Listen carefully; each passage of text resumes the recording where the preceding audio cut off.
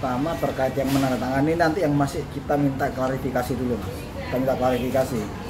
Apakah mereka yang lampiran dari surat tersebut itu memang menyetujui ataukah dia hanya sebagai bukti daftar hadir presensi kehadiran aja kan? Apakah dia ikut menjadi bagian daripada decision maker atau bukan? Itu nanti masih kita dalami. Nah, terus terkait masalah tanahnya bagaimana, kita punya versi, dari pihak sebelah juga punya versi. Itu nanti biarkan jalur hukum yang berbicara dan membuktikan. Tapi dari mungkin imbas dari itu kan Yaimin sekarang juga jadi bisa dikatakan terusir ya Bang dari rumah tersebut ya, gitu ya kan. Gitu. Mungkin bagaimana Bang Yaimin sendiri menceritakan kepada Abang terkait kronologi tersebut gitu dari versinya Yaimin sendiri. Ya karena sudah awal mula dari postingan akun TikTok Sarah Vibes itu sudah melakukan framing, ini otomatis kan menanamkan doktrinasi kepada tetangga sekitar. Saya melihatnya secara ini di situ ya. Otomatis kan sisi tidak suka, sisi benci dan lain sebagainya kan otomatis muncul dan itu menggiring opini kan gitu. Sehingga itu berjalan begitu aja mengalir. Nah ini yang sudah kita sikapi pada saat nanti untuk pemeriksaan minggu depan. Tapi terkait mungkin dari Yaimin dan juga sama Sahara ini sebelumnya memang bertetangga itu sudah lama atau belum Bang? Maksudnya sepengetahuan Abang gitu sebagai kuasa hukum. Kalau berdasarkan keterangan yang kurang lebih mungkin 3 bulan 4 bulan mungkin. Oh berarti masih baru gitu ya Bang? Itu tapi kan tanahnya dari klien kami kan sudah lama dia memiliki tanah di situ kan. Cuma baru dibangun kan beberapa waktu lalu dan ditempati. Bang, ini kan juga beredar terkait memang itu tanah resmi dari punya Yaimin dan juga Kak Ros ya. Kalau nggak salah itu memang tanah atas nama Kak Ros ya, ya. Kak Ros Diana itu ya. Mungkin gimana Bang terkait hal serupa gitu, bisa diceritakan gitu? Maksudnya gimana? Iya maksudnya mungkin untuk sertifikasinya jelas atau seperti apa? Sertifikat jelas, bukti kepemilikan jelas. Memang Yaimin sendiri itu bukan memberikan ya, memang seperti kayak ya udah pakai aja gitu tanahnya gitu, atau seperti apa Bang? Ya berdasarkan luasan itu memang tanah itu agak menjorok keluar ya, dan memang itu beliau dari keinginan hatinya yang paling dalam memang itu ya silakan masyarakat gunakan karena untuk akses jalan, artinya untuk manfaatan banyak orang kan, itu kan lebih berguna sebenarnya, lebih bermanfaat. Kalau untuk yang parkiran itu Bang, parkiran dari rentalnya Ibu Sahara ini itu memang tanahnya Yaimin atau seperti apa? Yang Abang ngerti? Saya rasa saya belum saja pertanyaan itu sekarang. Nanti biar pasca Selasa saya baru bisa mengklarifikasi.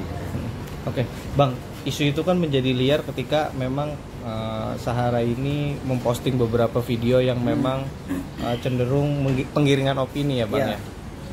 Sampai akhirnya terjadilah konflik ini dan sampai lapor ke pihak kepolisian.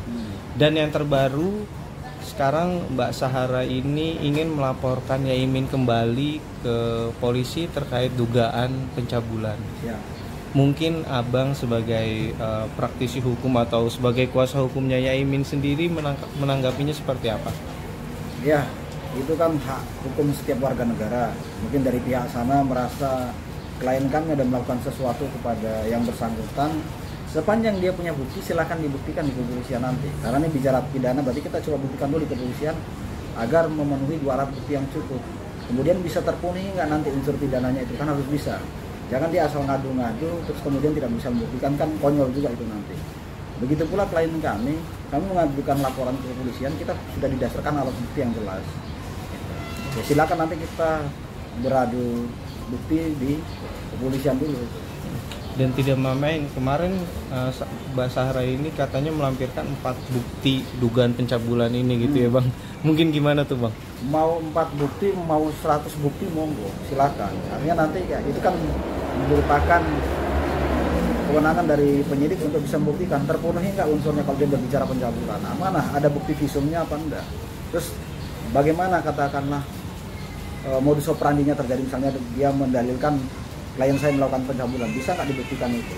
Dan sampai ternyata sudah kadung ngoceh kemana-mana, dia nggak bisa membuktikan itu, nanti dia tambah lebih malu sendiri.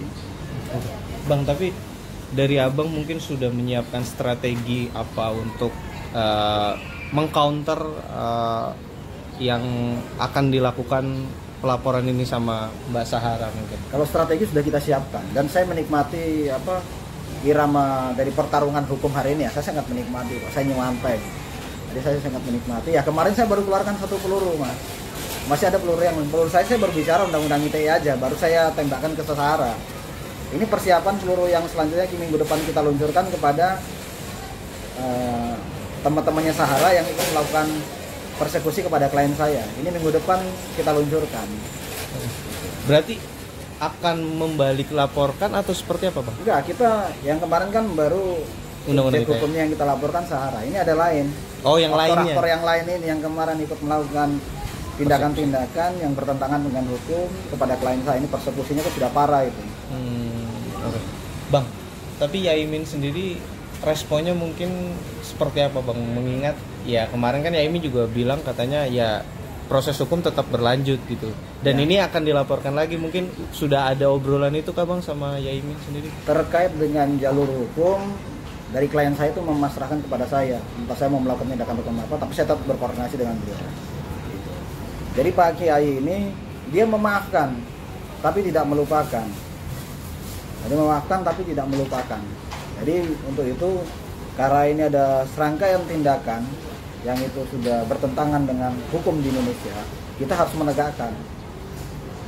Oke, Bang, dari kasus ini kan sudah mulai terbuka. Banyak masyarakat yang memang saat ini berbalik arah nih. Jadi orang-orang tuh sudah tahu nih tentang kronologi awal mulanya itu seperti apa, dan banyak sekali dukungan terhadap Yaimin dan juga istrinya gitu. Dan salah satunya pun ada banyak sekali mungkin bisa dikatakan praktisi hukum seperti salah satunya Bang Farhat Abbas juga kecewa dan juga katanya ingin juga ikut mensomasi Mbak Sahara sendiri gitu. Mungkin gimana Bang responnya gitu? Jadi memang perkara ini kan tidak terlepas dari perhatian dari netizen di seluruh penjuru dunia lah, yang ikut memperhatikan kepada perkara yang berjalan hari ini.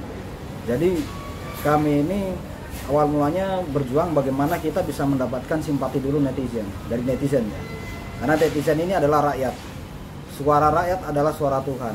Makanya itu suara rakyat harus kita menangkan. Nah, itu merupakan suara Tuhan, baru kita harus bisa memenangkan hukum dan hakimnya secara adil. Tapi mungkin dari Yaimin sendiri ataupun dari Karos mengira nggak sih Bang, maksudnya kasus ini tuh bisa sampai sebegininya gitu, maksudnya sampai jadi isu nasional bisa dikatakan? Ya kita tidak pernah menyangka ya kasusnya sampai seperti ini. Jadi tiba-tiba dari yang bersangkutan, pemilik akun TikTok Sarafat itu sudah memviralkan di platformnya yang bersangkutan, dan itu menyebar ke berbagai macam media ya, di-share, diunduh orang, di-share, diperbanyak, dan itu kan sudah menimbulkan fitnah, menimbulkan kebencian terhadap klien kami. Apalagi labelnya beliau ini seorang akademisi dan juga merupakan tokoh agama. Diperlakukan seperti itu, orang otomatis kan melihat ini sangat kontradiksi, sehingga orang gampang menghujat ketika itu sudah terjadi framing seperti itu dan menyebar di mana-mana, kan gampang itu dilihat oleh masyarakat ya. Oke, Bang, terkait kan ada beberapa yang memang bilang katanya Yaimin sampai dipecat oleh kampus ya yang di UIN Malang. Itu benar atau enggak Bang? Ini bentuk klarifikasi aja gitu. Jadi dari klien kami itu karena beliau masih pengajar aktif waktu itu, terus karena kasus ini viral di mana-mana, mahasiswa yang tidak ada yang hadir pada saat jam beliau untuk melakukan proses belajar mengajar. Ya, mungkin beliau di situ mencoba berpikir secara bijak, lebih baik saya, karena sudah tidak ada mahasiswa yang mau diajarkan, mungkin saya lebih baik mengajukan pengunduran diri. Tapi entah sampai hari ini sepertinya pengunduran dirinya belum disetujui. Oke, berarti dampaknya sampai mahasiswa itu tidak ikut ke pelajaran itu Bang pada saat salah satu dampaknya seperti itu. Karena beliau ini kan memang cara mengajarnya agak unik. Beliau tidak selalu mengajar tuh harus di ruang kelas, kadang di taman, di kampus, terus kemudian dia paling sering mungkin mengajar di rumah.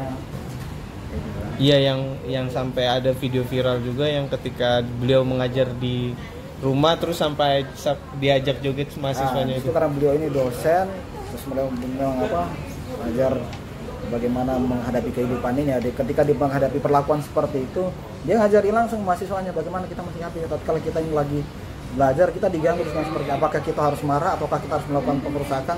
Karena enggak, diajak itu mahasiswanya keluar joget untuk menikmati, agar mahasiswa itu tidak punya rasa iri, nggak punya rasa benci, nggak punya rasa dendam. Dia menghadapi bagaimana menghadapi dunia ini. Oke, Bang.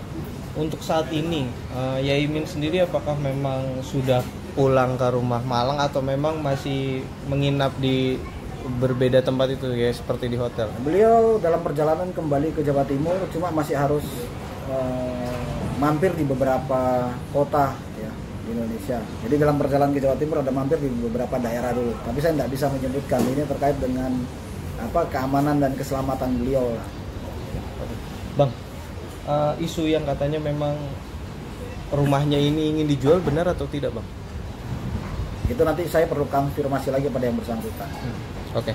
Terakhir, Bang, mungkin sedikit mempertegas, berarti untuk Abang sebagai kuasa hukumnya Yaimin dan juga Kak Aro sendiri saat ini menyerahkan semuanya ke proses hukum ya, maksudnya tetap berjalan proses hukum ya, Bang? Ya, sampai hari kita masih memutuskan ya proses hukum itu harus berjalan dan harus ditegakkan seadil-adilnya dan setransparansi mungkin.